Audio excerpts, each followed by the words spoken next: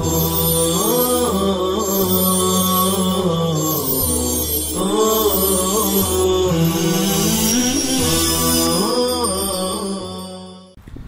اللہ الرحمن الرحیم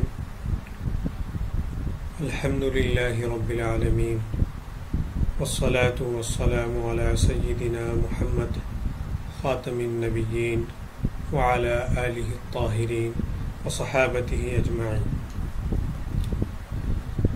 عزیز طلبہ اکرام، السلام علیکم ورحمۃ اللہ وبرکاتہ۔ آج ہم اپنی کتاب نور الایضاح براہ راست شروع کرنے جا رہے ہیں۔ اب تک کے 4 اسباق میں 4 درس میں ہم نے علم فقہ کے متعلق ضروری چیزیں جانی، اور اس کتاب کو سمجھنے کے لیے جن چیزوں کو جاننا ضروری تھا اور اس فن کو اور اس موضوع کو سمجھنے کے لیے جو چیزیں ضروری تھیں اس کو جانا، اور آج سے ہم براہ راست مقدمۃ العلم کے بعد اپنی کتاب شروع کرنے جا رہے ہیں۔ جہاں تک بات ہے مقدمۃ الکتاب کا، تو خود صاحب کتاب نے اپنی کتاب میں مقدمہ ذکر کیا ہے، تو میں صاحب کتاب کے مقدمے ہی سے آغاز کرتا ہوں۔ اس سے پہلے کہ ہم اپنے سبق کو شروع کریں، امام شہاب الدین نقشبندی رحمۃ اللہ علیہ نے فضلاء اعظام کو ایک اہم نصیحت کی ہے۔ ان فضلاء اعظام کو جو تالیفات کے کام سے وابستہ ہیں، کتابیں لکھتے ہیں، ان کو وصیت کی ہے کہ جب بھی ہم کوئی کتاب لکھیں، کوئی دینی کتاب لکھیں، تو 7 چیزوں کا اہتمام کرنا چاہیے، جس میں سے 3 چیزوں کو آپ نے واجب کہا ہے۔ وہ 3 چیزیں بسملہ، حمدلہ اور صلاۃ علی النبی صلی اللہ علیہ وسلم ہے، اور 4 کو جائز کہا ہے۔ وہ 4 چیزیں، سب سے پہلے ایک سبب تالیف، کہ آپ جو کتاب لکھنے جا رہے ہیں یا مؤلف جو کتاب لکھ رہے ہیں اس کے لکھنے کی وجہ کیا ہے۔ نمبر 2 پر کتاب کا نام کیا ہے۔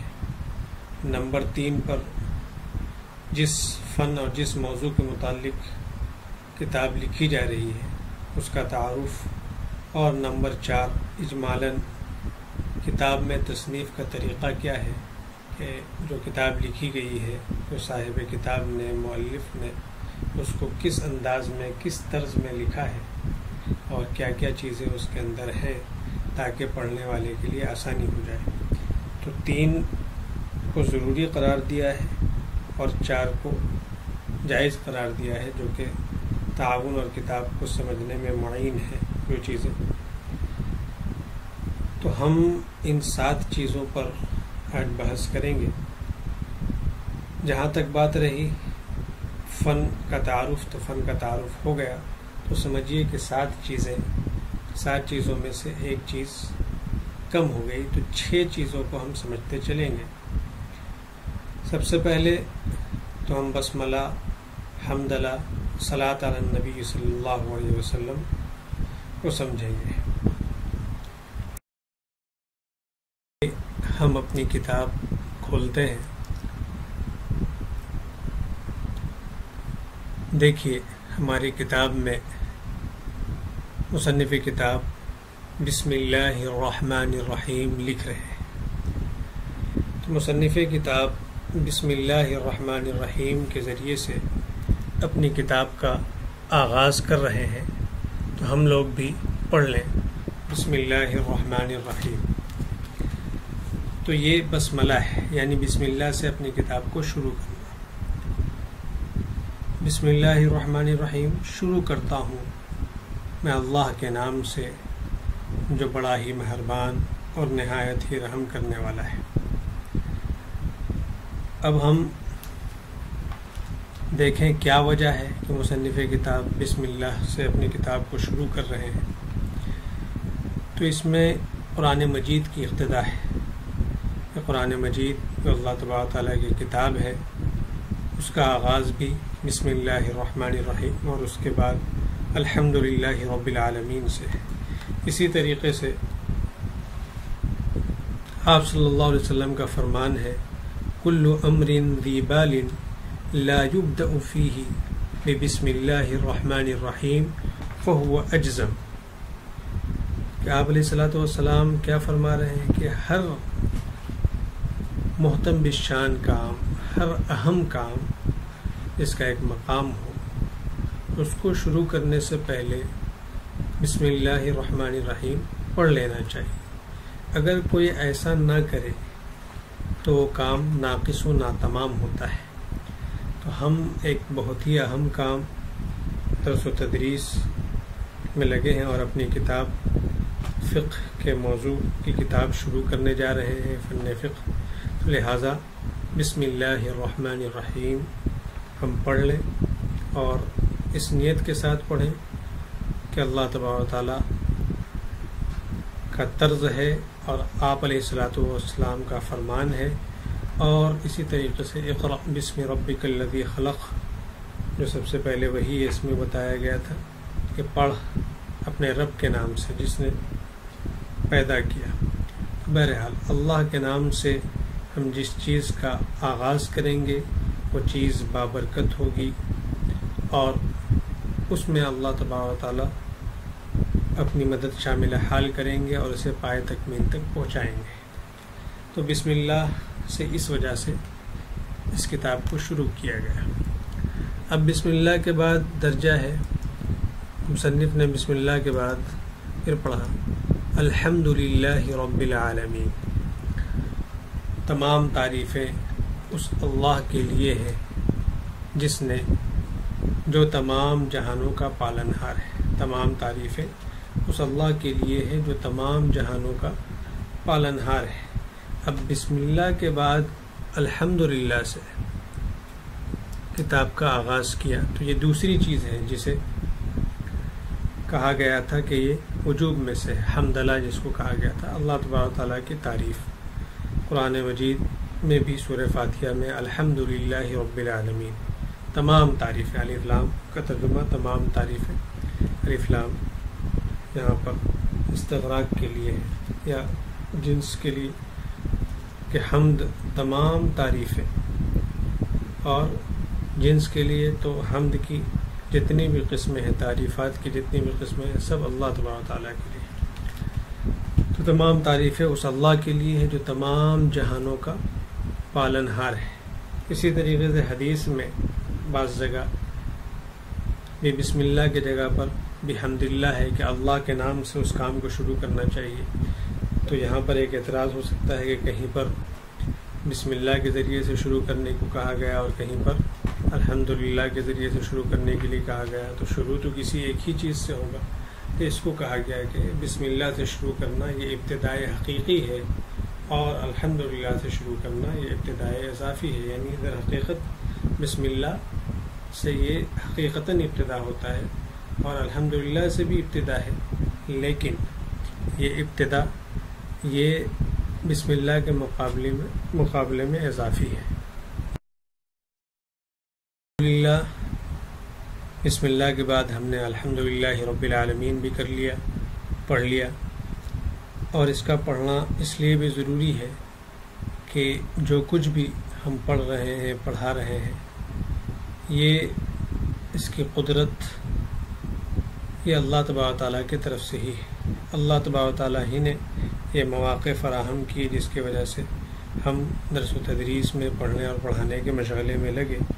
اللہ تبارک تعالیٰ کی ایک ناراضگی کی وجہ سے آج دیکھیے کہ ہم آمنے سامنے بیٹھ کر جو درس و تدریس کا سلسلہ ہے اس سے محروم ہیں.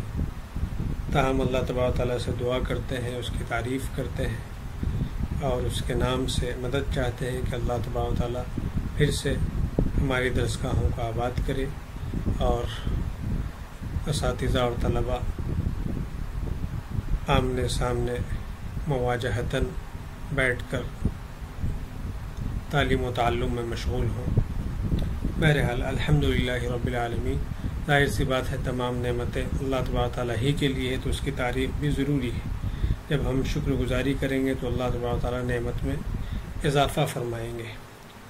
یہاں پر اللہ تبارک تعالیٰ کے نام کے ساتھ آپ کی جو صفت رب لائی گئی ہے، اس لیے کہ رب کے معنی آتے ہیں کسی چیز کو درجہ بدرجہ تکمیل تک پہنچانا، یعنی پالنا، پرورش کرنا۔ جیسے ہر چیز اسٹیج بائی اسٹیج ترقی کرتی ہے، بچہ دن بدن اس کو پالا جاتا ہے، پھر وہ کیا ہوتا ہے، بڑا ہوتا ہے۔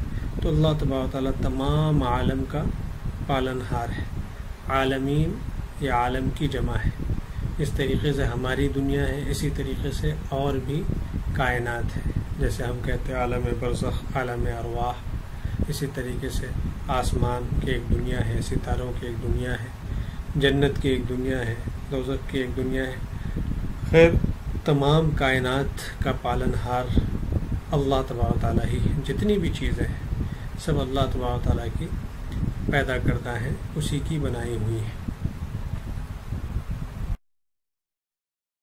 بات یہ بھی جانتے چلیں کہ رب کا استعمال، یہ جب صرف رب کہا جائے تو اللہ تبارک تعالیٰ کے لیے ہوتا ہے، اور جب اضافت کے ساتھ اس کا استعمال ہو تو غیر اللہ کے لیے بھی ہوتا ہے۔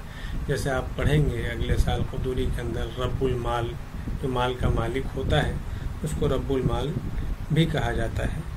تو اسی طریقے سے جب صرف رب بولا جائے بغیر اضافت کے تو اللہ کی ذات اس سے مراد ہوگی، اور اللہ کے علاوہ بھی اس کا استعمال ہوتا ہے، لیکن اضافت کے ساتھ اس کا استعمال۔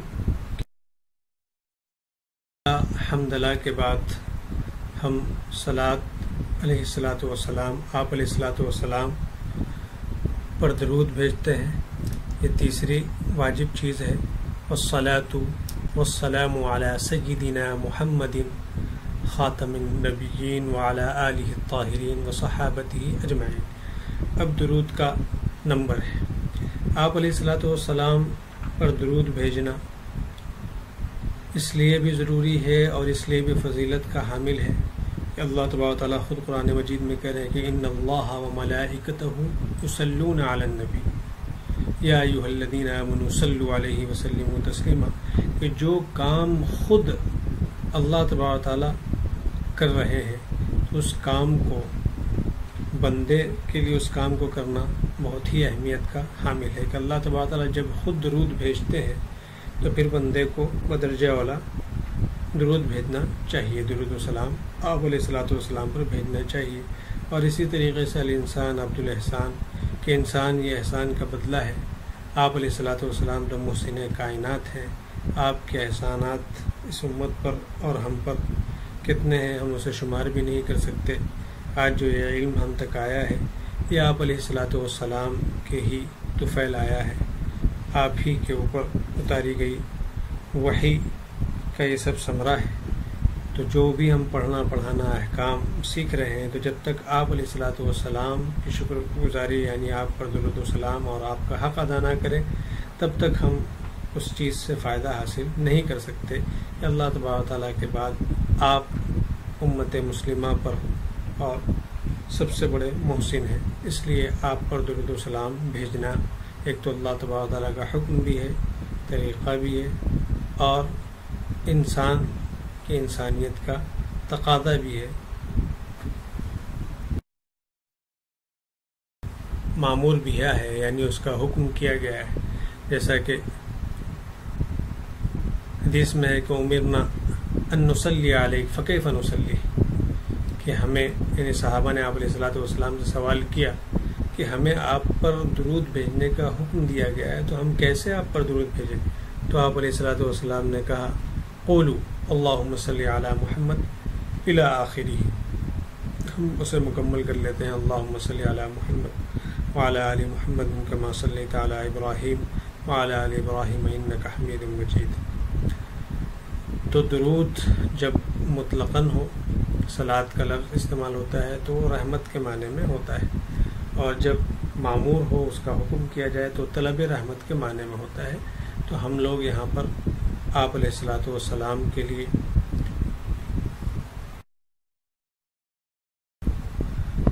رحمت کی طلب کر رہے ہیں، اور سلام تسلیم کے معنی میں ہے، تحیہ کے معنی میں ہے۔ سید آپ علیہ الصلوۃ والسلام سید جمیع المخلوقات، تمام مخلوق کے سردار ہیں۔ اسی طریقے سے خاتم النبیین کہہ کر کے بتایا جا رہا ہے کہ آپ علیہ الصلوۃ والسلام تمام نبیوں کے خاتم ہیں، یعنی مہر لگانے والے ہیں، تمام نبیوں کے آخر ہیں، آخر القوم۔ اسی طریقے سے خاتم آخر کل شیء و نہایتہ و آخر القوم، کہ ہر چیز کے آخر کو خاتم کہا جاتا ہے، اس کے انتہا کو خاتم کہا جاتا ہے۔ اسی طریقے سے قوم کا جو آخری ہوتا ہے اسے بھی خاتم کہا جاتا ہے۔ گویا کہ مہر کے معنی میں ہے کہ آپ علیہ الصلوۃ والسلام نے نبوت کے سلسلہ کو اب مہرزت کر دیا ہے۔ آپ کے بعد کوئی نبی نہیں آ سکتا۔ اگر آپ کے بعد کوئی نبوت کا دعویٰ کرے تو وہ جھوٹا ہے، کذاب ہے، دجال ہے۔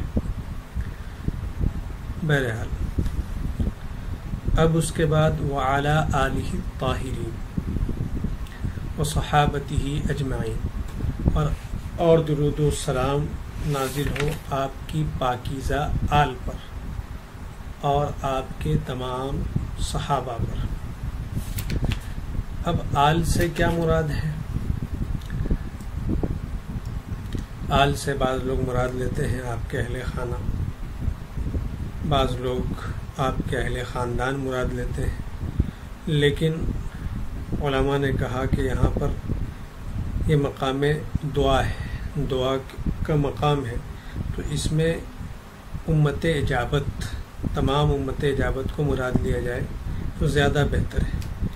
امت اجابت سے کیا مراد؟ وہ امت، دو امت ہے، ایک امت دعوت، ایک امت اجابت۔ امت دعوت وہ ہے کہ جس نے آپ کی صدا قولوا لا الہ الا اللہ پر لبیک کہا، یعنی آپ کی دعوت کو قبول کیا، تو یہ امت اجابت ہے۔ اور جس نے آپ کی دعوت کو قبول نہیں کیا تو امت دعوت ہے، یعنی اسے دعوت دی جائے گی۔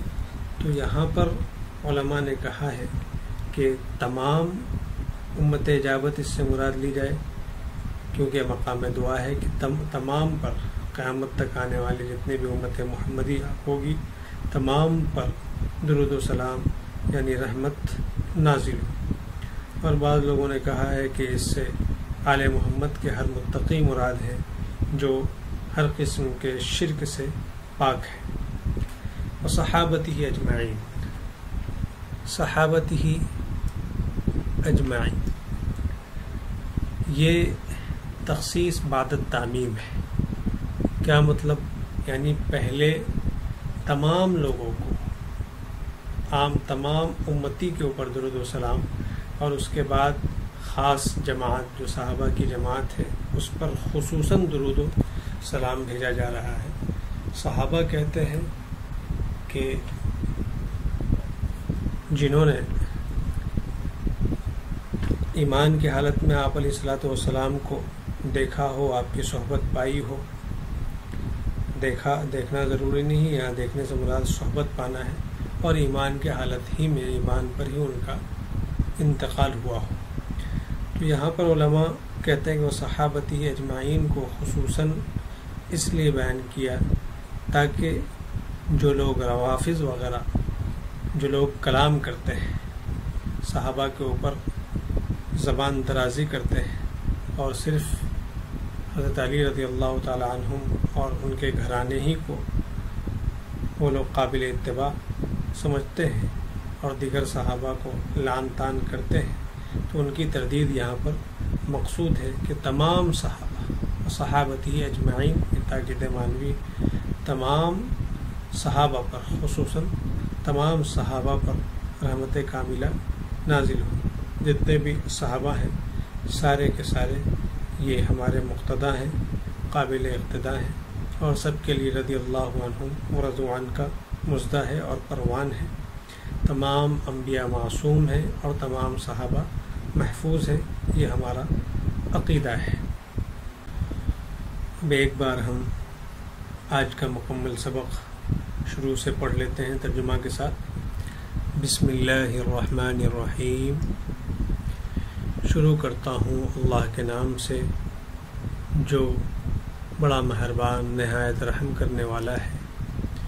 الحمدللہ رب العالمین، تمام تعریفیں اس اللہ کے لیے ہیں جو تمام جہانوں کا پالنہار ہے۔ والصلاة والسلام علی سیدنا محمد خاتم النبیین، اور درود و سلام ہو، رحمت کاملہ نازل ہو ہمارے آقا محمد صلی اللہ علیہ وسلم پر جو تمام نبیوں کے خاتم ہیں، وعلی آلہ الطاہرین، اور آپ کے پاکیزہ آل پر، وصحابتہ اجمعین، اور آپ کے تمام صحابہ پر۔